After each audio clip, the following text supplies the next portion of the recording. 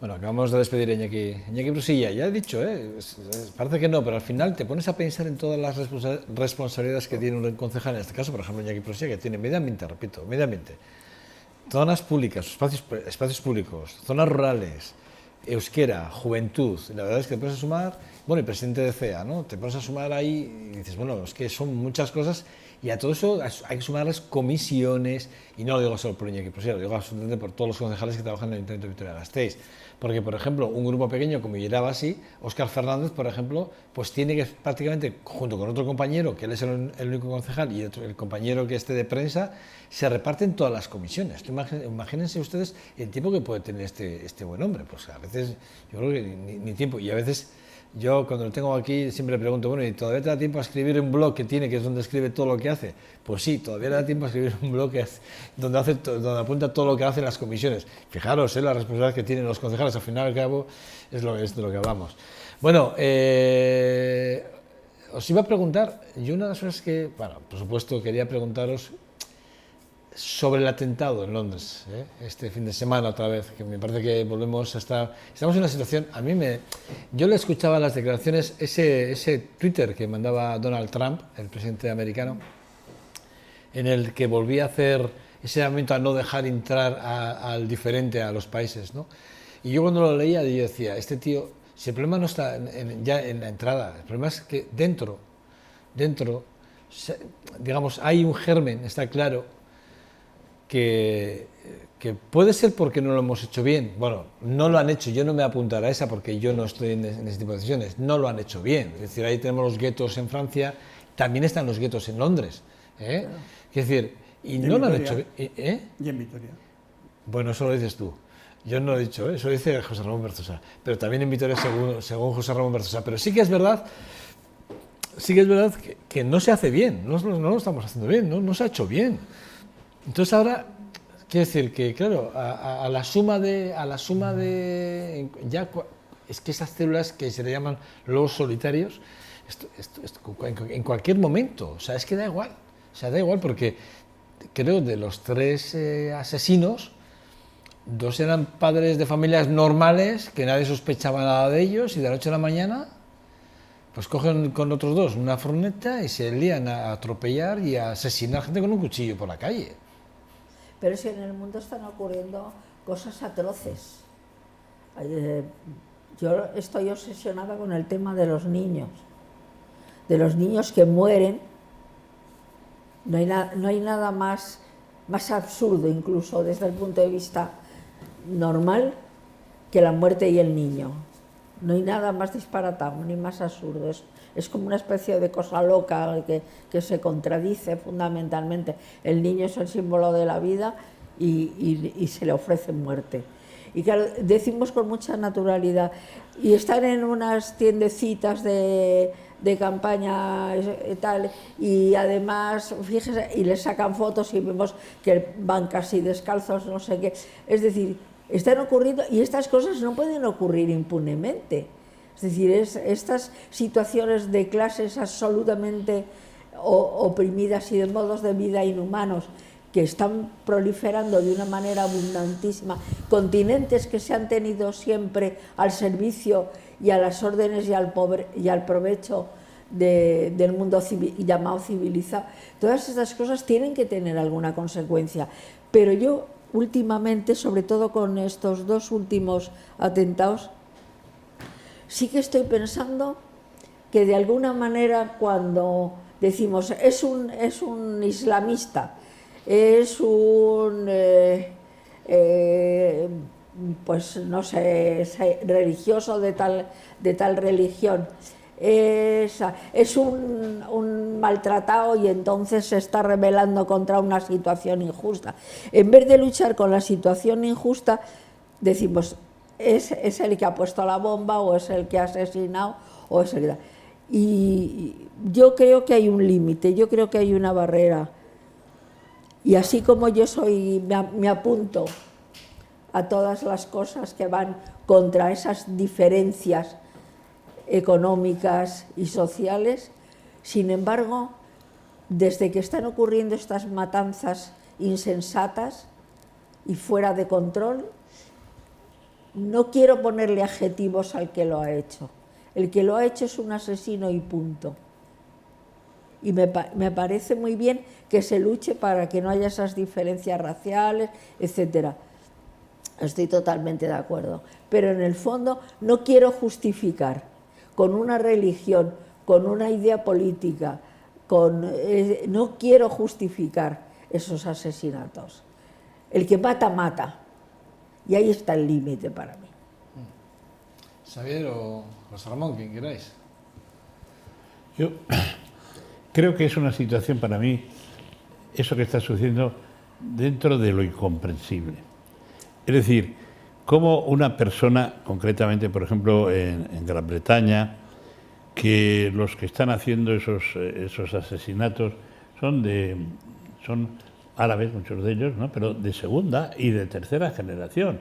Es decir, que han nacido allí, han tenido esa educación británica, etcétera, etcétera. Perdona, es que no quiero dar justificación. Sí, no. O sea, no. No, pero digo, ¿cómo es posible que les convenzan para decir que tú mates gente muriendo tú? Es tan absurdo, es tan incomprensible desde nuestro punto de vista occidental que no entiendo cómo una persona puede aceptar que yo me voy a inmolar matando un montón de gente y que eso de premio va a ser que lo vaya a no sé qué paraíso. Es que es tan absurdo, es tan imposible, que es que entra dentro para mí de lo incomprensible. ¿Y qué solución hay? Pues mira, la solución que se está dando es policial.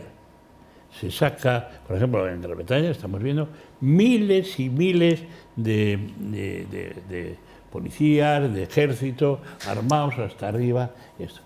Y estos lobos solitarios, ese tipo de cosas no les afecta. Porque, por ejemplo, en este atentado, no, en el anterior, había algo tan sencillo que no habían calculado, que era que te registran al entrar, pero no te registran al salir. Entonces esperan a la salida, se meten dentro y producen. Fíjate qué cosas más esto. Yo creo que se está tratando con mucho alarde de protección del ciudadano y tal, cuando realmente lo que tiene que funcionar ahí son los servicios de inteligencia.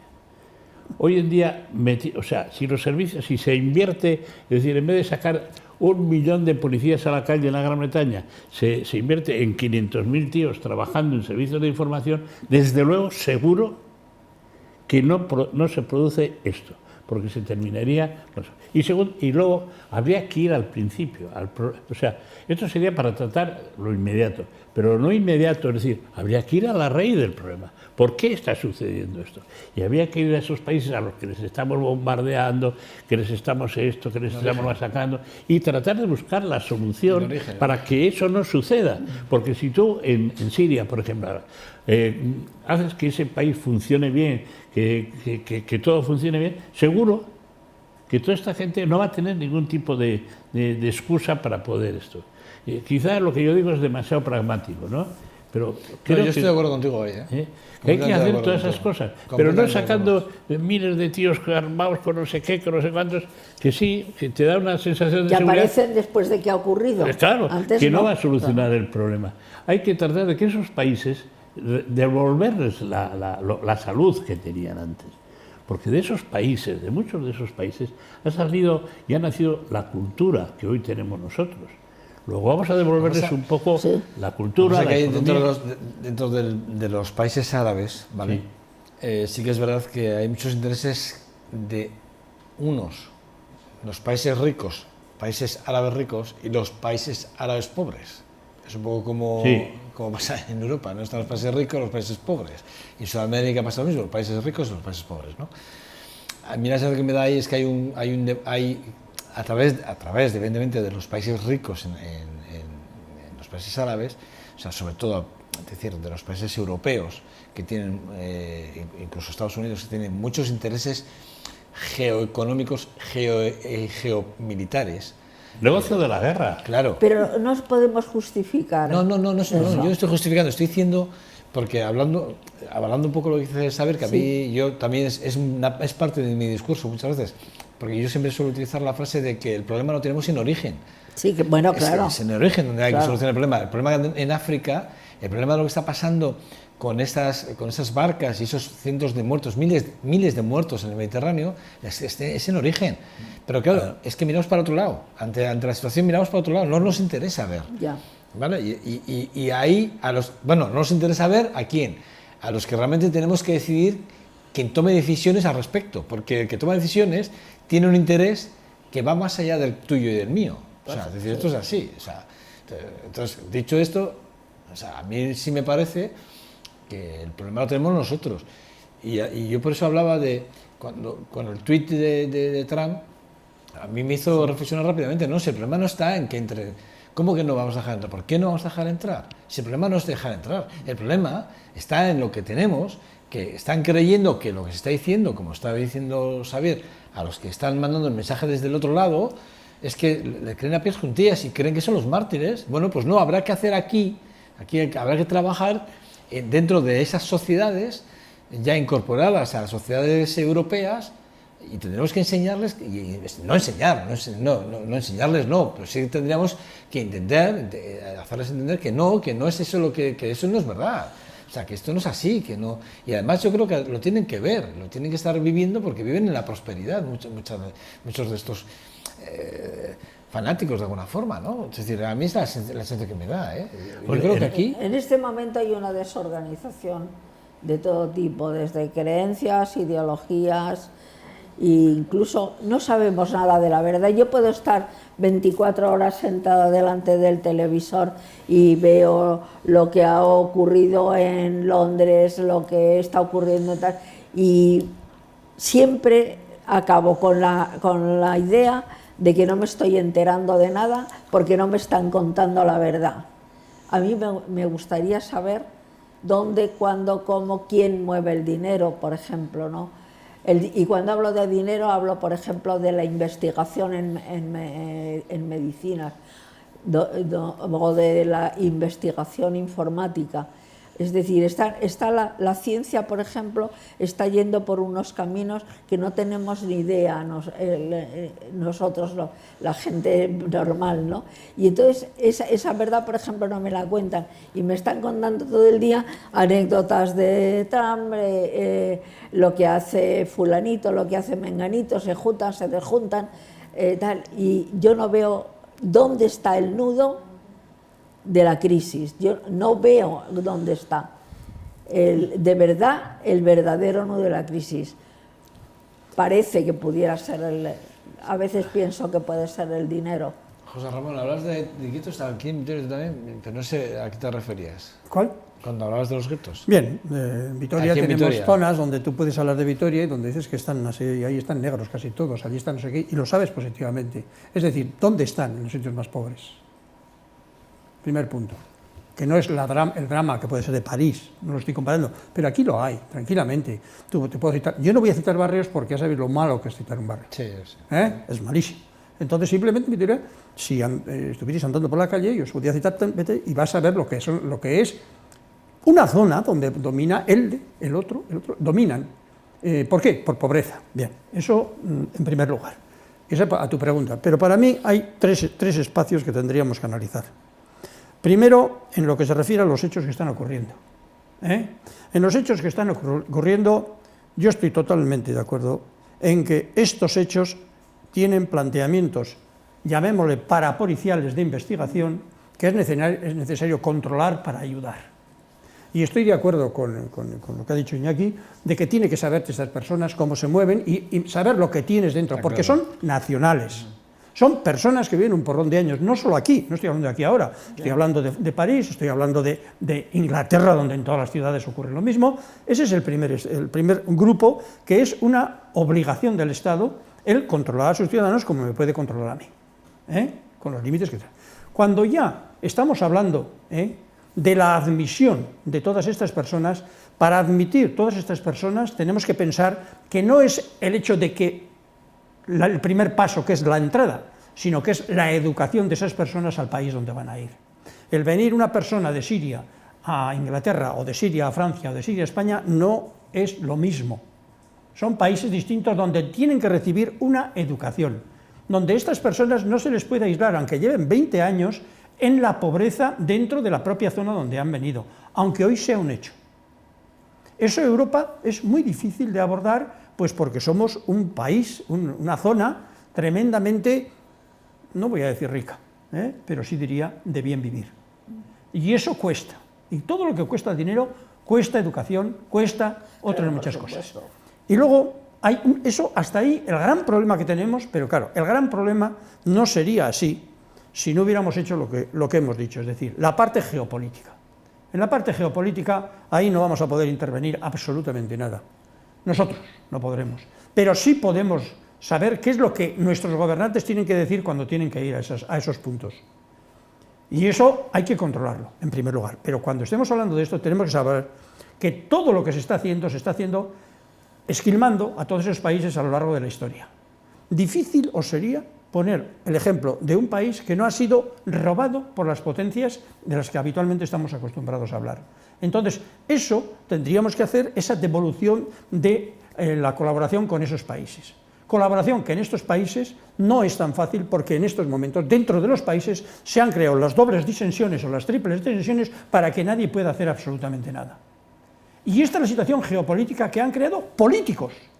Es decir... Esto es evidente, pero detrás de eso hay alguien que toma las decisiones, hay alguien que marca las tendencias, sí. Hay alguien alguien o alguienes, vamos, cuando digo alguien o algo.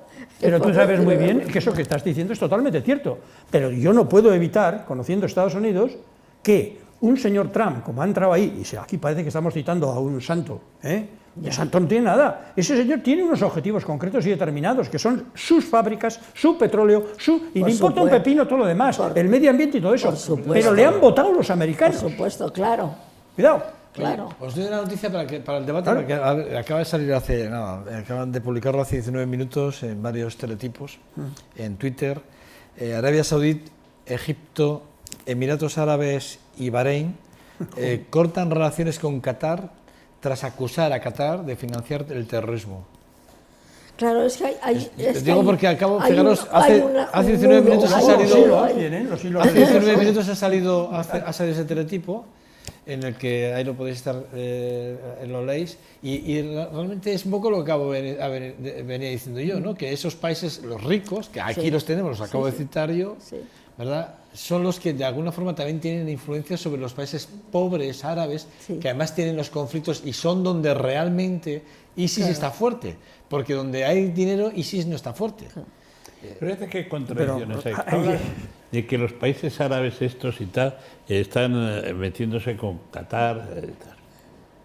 Y aquí no nos extraña que algún equipo de fútbol, por ejemplo, importantísimo, haciendo publicidad de Qatar. Claro. Es que la publicidad... Qatar está dando una enorme fortuna a un equipo de fútbol que por eso es que realmente es para caerse la cara de vergüenza. Por eso digo que en este barullo tan dramático, porque hay un drama humano tremendo de desigualdades, estamos conviviendo culturas completamente diferentes. Una es la del siglo XXI y otra es poco más que la prehistoria.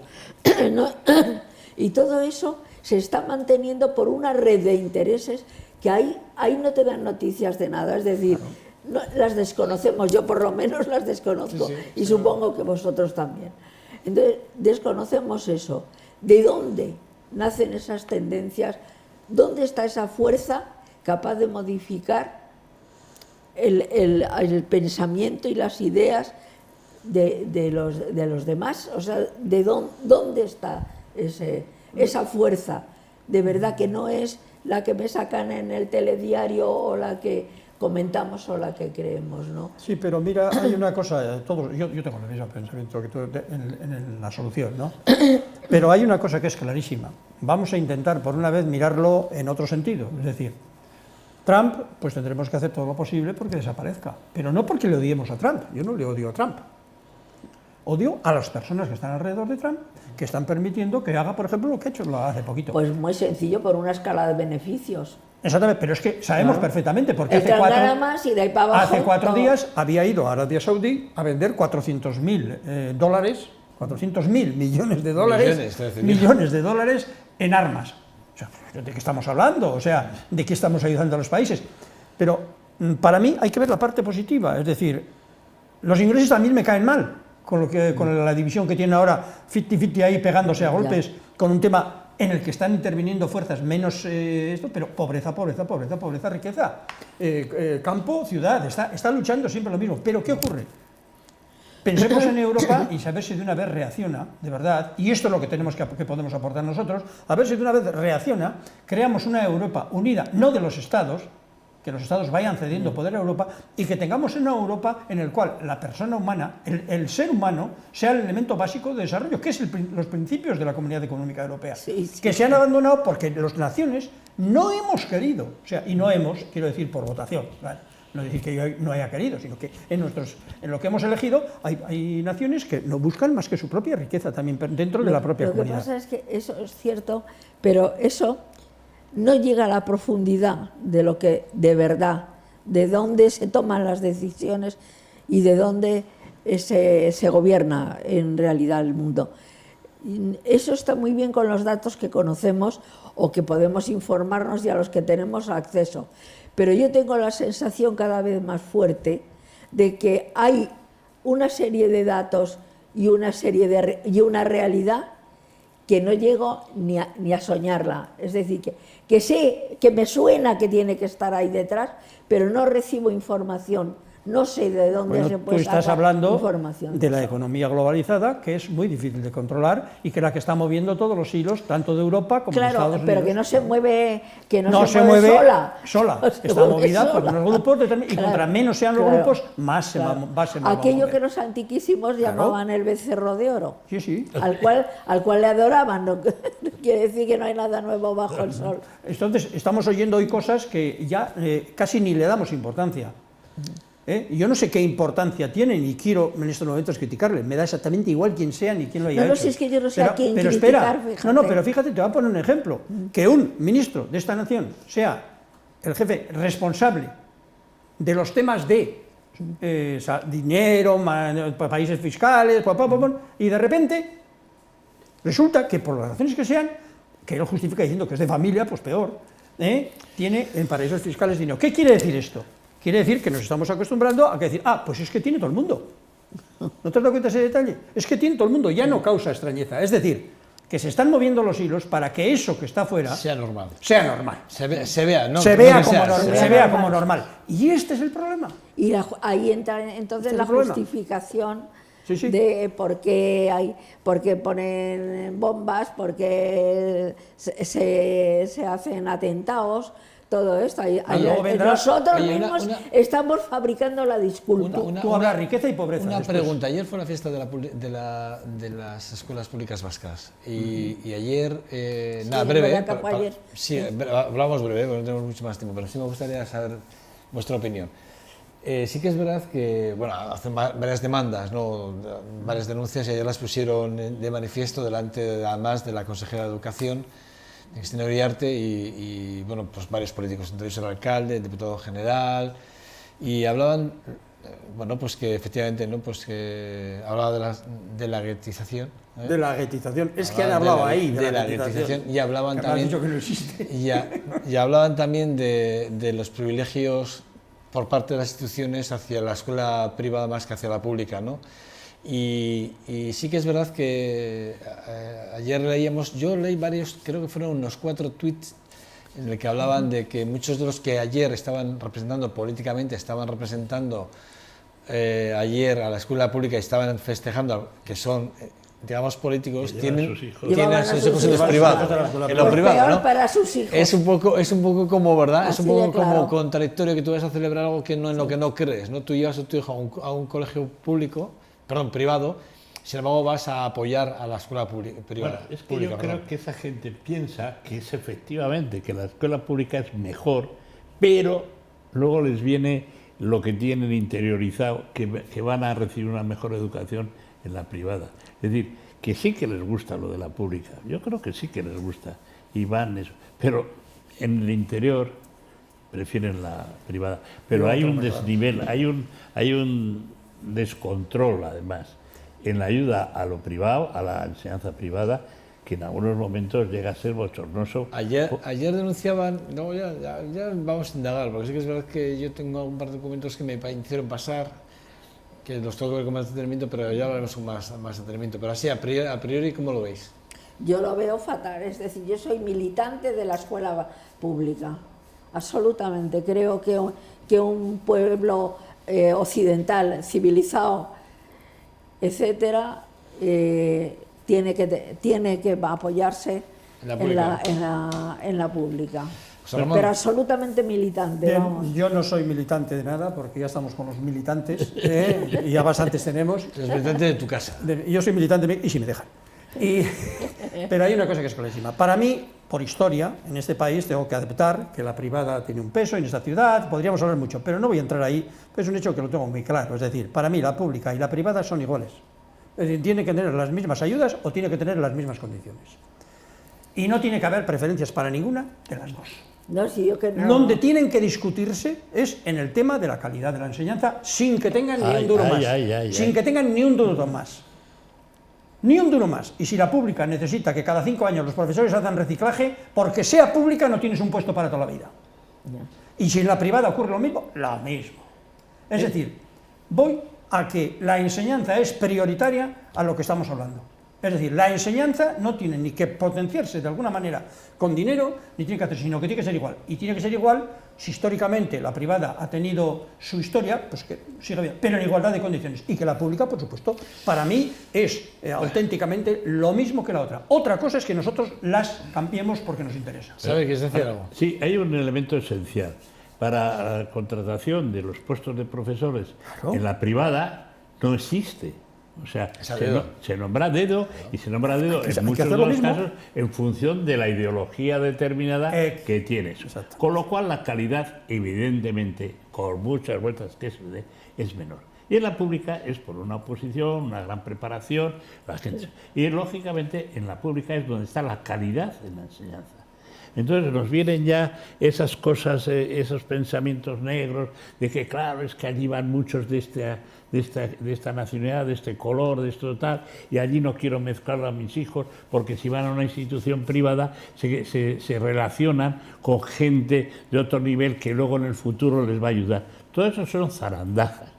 El niño que está bien preparado y donde va a estar bien preparado en la pública, lógicamente van a valerle sus méritos.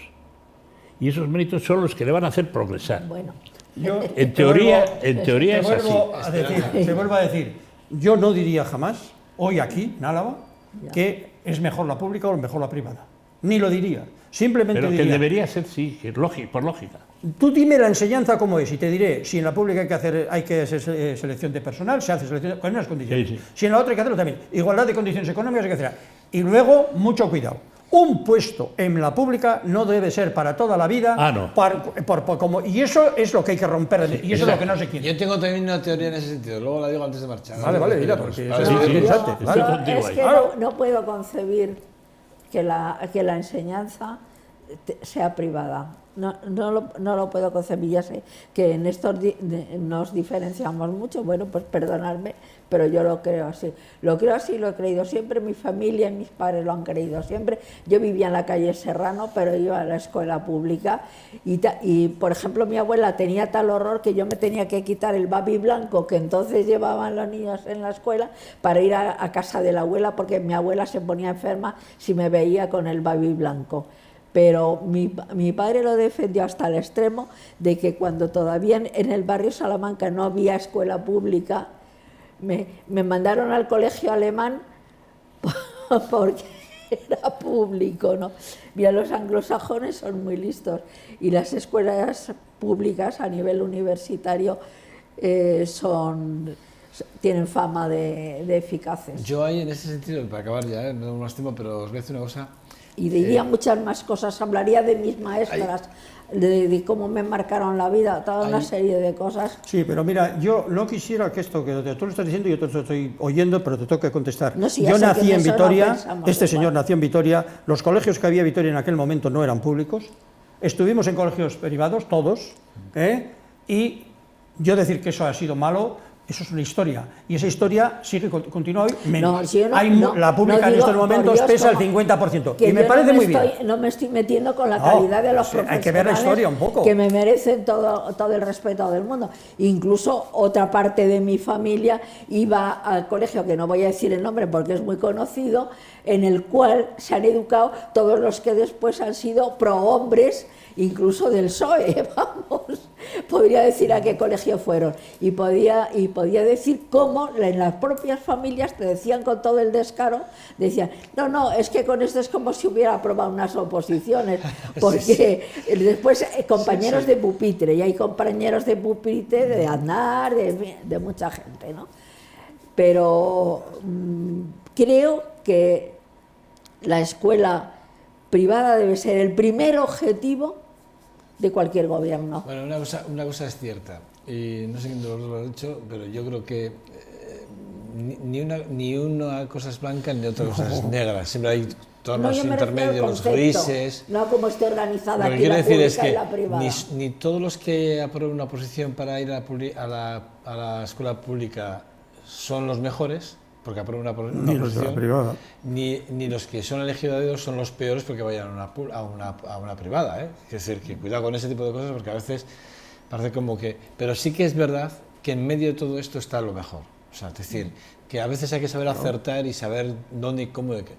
Es verdad que a mí lo que me chocaba de este tipo de cosas, me chocan este tipo de noticias o de este tipo de celebraciones, es que a veces no nos lo creemos. Es como cuando hablamos de la sanidad, de la pública o la privada, pasa lo mismo. Este debate es lo mismo. ¿Dónde están los mejores profesionales? ¿En lo privado o en lo público? Pues mira, pues para algunos de esos en lo público y para algunos de esos en la privada. Y ahí, pues bueno, pues es lo que pasa, que el que puede y el que no puede, pues no puede. Eso es lo que no puede ser. Eso es lo que no puede ser. Eso. Ese final es el que no puede ser. Ahí es lo que quiere decir, es que en el fondo, con dinero público hacemos buenos a los que no tienen por qué serlo tan buenos. En el sentido de ¿dónde ponemos el dinero público? Es decir, ayer lo que se quejan es que las inversiones probablemente hacia las escuelas privadas o el apoyo institucional era mayor hacia las escuelas privadas que hacia lo público, que tampoco me lo creo, tampoco me lo creo. Pero bueno, quiero decir, pero sí que es verdad que el debate está a ver dónde ponemos el foco para ver dónde nos podemos quejar más o menos de alguna forma, ¿no? Pero sí que es verdad que yo creo que ni lo malo está en lo público, ni lo bueno está en lo público, ni lo malo está en lo privado, ni lo malo o lo bueno está en lo privado. Es decir, esto es a mí es la más un sensibilidad, concepto que a mí, no sé, porque desconozco los presupuestos, ahora ya hace muchos años que ya no tengo que Los que mirarlo. hablan de ello Claro. tienen motivos. Pues bueno, para pues hablar. en Vitoria Bueno, estamos aquí, yo me José alegro Ramón. muchísimo, déjame que lo diga, me alegro muchísimo que la pública ha llegado al 50% y ojalá al 70%. No Sí, tengo ningún sí, inconveniente, yo soy educado en una privada, siempre que sea en igualdad de condiciones. José Ramón, Xavier, Esperanza, gracias, ¿vale? Ser buenos. Feliz semana, ¿vale? Gracias. Pausa para el deporte, hasta ahora.